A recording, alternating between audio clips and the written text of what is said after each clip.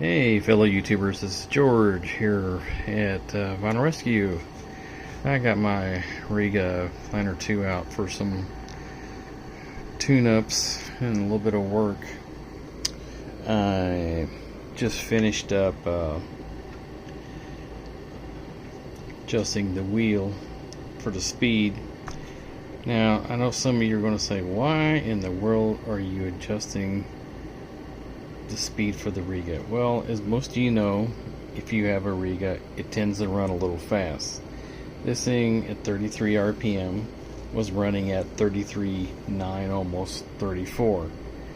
So, from my experience here recently is you grind down, or sand down, not grind down, the where the belt rides through.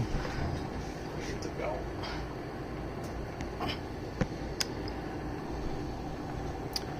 And you sand it down so that way it slows the turntable down, just slows the platter down, because when you go up to 45 it speeds it up, which is the bottom, which is the bigger one. So I'll do some screenshots up. I started at a 33.9, I got it down to 33.7, then 33.54, and then 33.34. And I'm going to leave it at that. I'll just show you screenshots of what I did. So what I did was I got the smallest Allen wrench that I got, and I wrapped it with sandpaper, and I'm trying to do this one-handed. Is not easy, but you just you hold the sandpaper with your two fingers to keep it as small as possible, and hold with the other hand in there, and just do bits at a time. Don't sit there and do it for 2 hours. You're just going to ruin it. Just do it a little bit at a time. Go back, measure, put everything back together, and test the speed till you get it just about right. So this is the first improvement. So the next thing I'm going to work on is I put one of these on the Pioneer PL514 that I restored. I haven't quite finished it up. It's finished, it just, except for the dust cover, it's cracked. But I'm going to replace this ground post with the one that's on here, and I'm going to take all this off.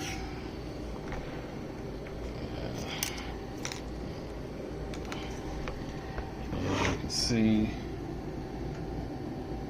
I'm going to rewire it into this. Okay. No harm, no foul. And I'm going to run the wiring from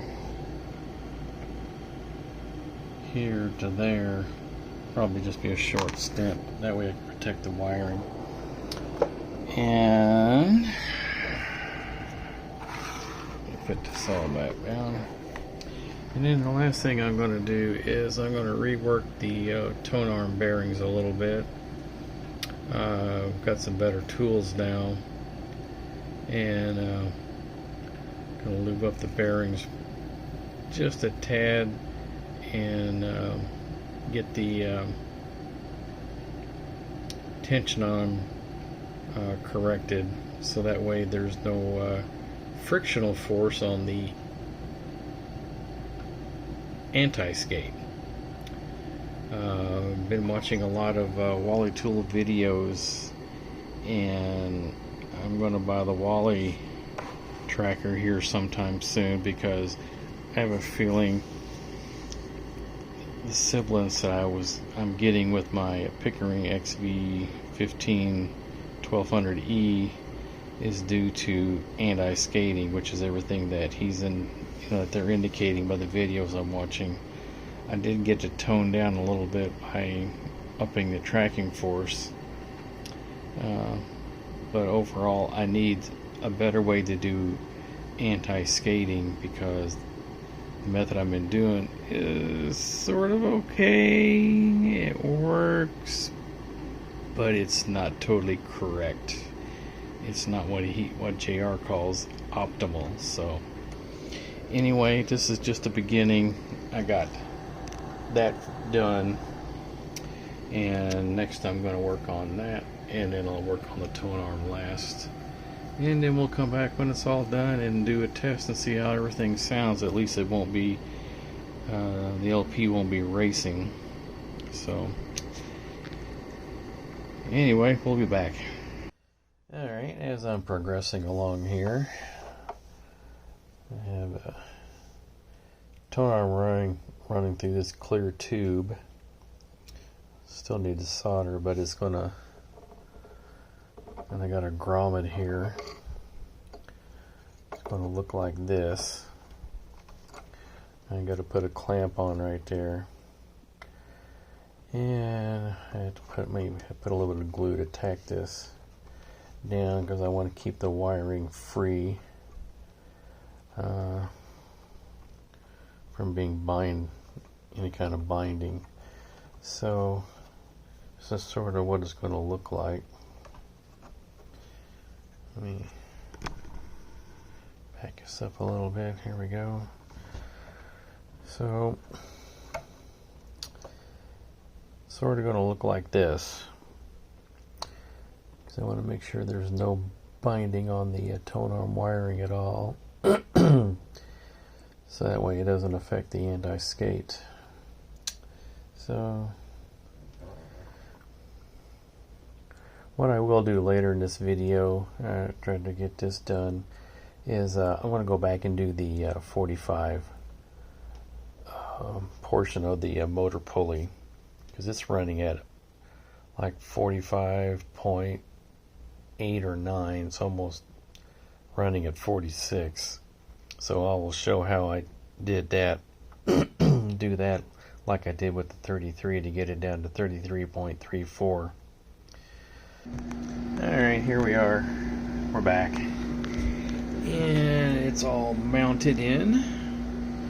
Wires are soldered in properly. And I got the wires rounded. Found this cable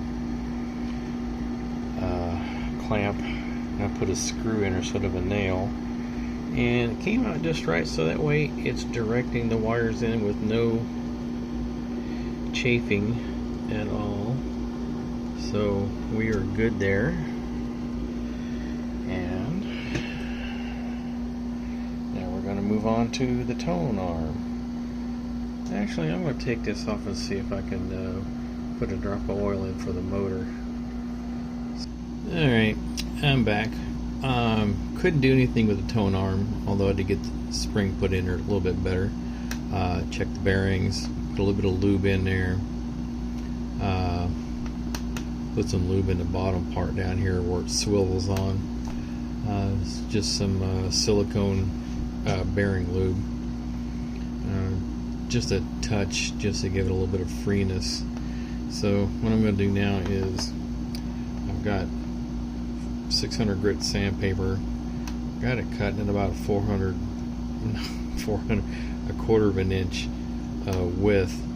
And what I do is I roll it over like this, and I pinch it on there tight. And then what I do, I hold it like this, and then after I turn it on,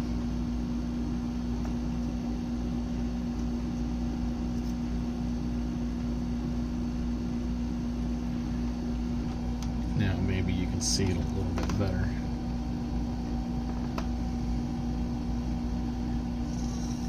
Just hold it tight and just hold it inside the groove there where the belt goes in.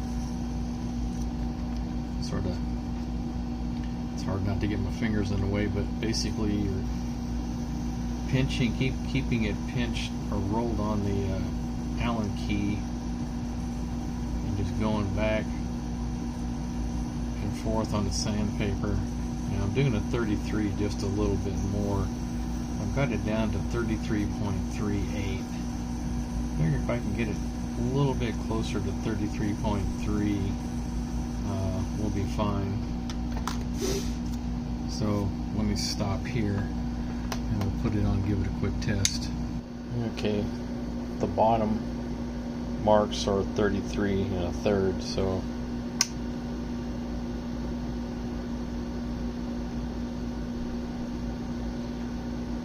looking pretty good, isn't it? Just a hair bit fast, but nothing anybody would even notice, but I want to get as close as I can. So I'm going to stop here and I'm going to do it with the app on my phone and take a screenshot and see where we're at. Alright, I got it down to 3.37, so I'm going to work on it just a little bit more. Get it down a few more. I may just call it quits. And then I'm going to work on the 45. The 45 is almost up to 46, so we'll work on that also. But that's basically how you do it. Now, if you by chance your turntable is running too slow, you would take some nail polish, any color of your liking, and you put a thin coat around the pulley where your belt goes on, let it dry, and then keep testing until you get it to the right thickness on the pulley and where you get your speed dialed in. But that's only if it's going too slow, which you'll hear a drag sounding. So anyway, that's what you do. If it's too fast, you want to sand some off the pulley. If it's too slow, then put some nail polish on, and be sure it dries good before you put the belt back on. But anyway, I'm going to continue on here. Alright, as you can see, 45 RPM at 60 Hertz is pretty much dialed in. I got it down to 45.11 RPMs. I will flash up on the screen the progression that I started at 45.78 down to 45.11. Just have to be patient. You know, I use the small sound wrench I have. You can use something similar to it, maybe like some kind of long pin or something that's very small like this, and just wrap the sandpaper around it and be patient and do a little bit at a time. You don't want to do too much, or else you'll be adding in some fingernail polish like I did on a 33. I went just a little too far, got it down to 33.30, so I added on 2 layers. Did 1 layer and got it back up almost to it, and then I got it up, second layer I got 33.34. Perfect. So I've got this all dialed in, so now I'm just going to do a little bit of cleaning. As you can see, there's the new RCA jacks and the ground post. I'll leave a link for this in the description if somebody wants to do this to their Rega or any other turntable. I did it on the Pioneer PL 514 that I restored. Worked out really well. I didn't have to tear up anything, just had to bend one of the bottom plate just a little bit. Other than that, it looks great. I think this looks much better on here. Fortunately, I can't get rid of the holes, but that's okay. This is my turntable. And I realize somebody's probably going to leave some nasty remarks about what I did to the pulley wheel. But maybe if Rega would fine-tune the pulleys on the motors a little bit better, maybe we wouldn't have to go to drastic measures of taking sandpaper and filing down the pulley on the motor to get the correct RPM to play the albums at the proper speed. So that's just my viewpoint on it. So if you don't like what I did, oh well, move on to the next video. If you like what I did, leave me a comment and hopefully it helps you out, or share with somebody else that might have a turntable. But the point here is, this only works on belt drive turntables that you cannot adjust any other way. A lot of newer turntables like this, they don't have an adjustment screw on the bottom with a potentiometer dial that you can do it from the bottom. These are not adjustable. This is the only way to adjust these newer turntables with these AC motors, or maybe it's a DC motor, whatever. But when you don't have any other way of adjusting the speed for the motor, is to sand down the pulley on the motor. It's the only other way to do it. So anyway, I'm going to move on to cleaning up. I'm going to retest the tracking force and the anti-skate and give it a test. So we'll be back in a little bit. Well, I've got an oddity. I didn't see it before I installed it, but the right channel jack is all plugged up with something. I don't know what it is. I tried poking. I couldn't get it connected, so I had to pull it back off the stand, my platform, and bring it back over here. And I've never seen an RCA jack plugged up with anything. So I'm going to poke around in there. If I can't see what it is, I'm going to have to tear it apart and replace it. Just great. Alright, I have got it all back together. I already did a quick little sound test earlier. Replaced the bad RCA jack, and it is sounding great. So it also helps when it's running at the proper RPM, or proper speed. So we're going to, this is my Samuco Blue Point number 3 low output moving coil, going through my universal phono preamp from Melotone amps that I built. And I don't need a step-up transformer. Going through my Focusrite USB audio interface. And as you can see, I'm going to drop the needle and we're going to give it a little listen.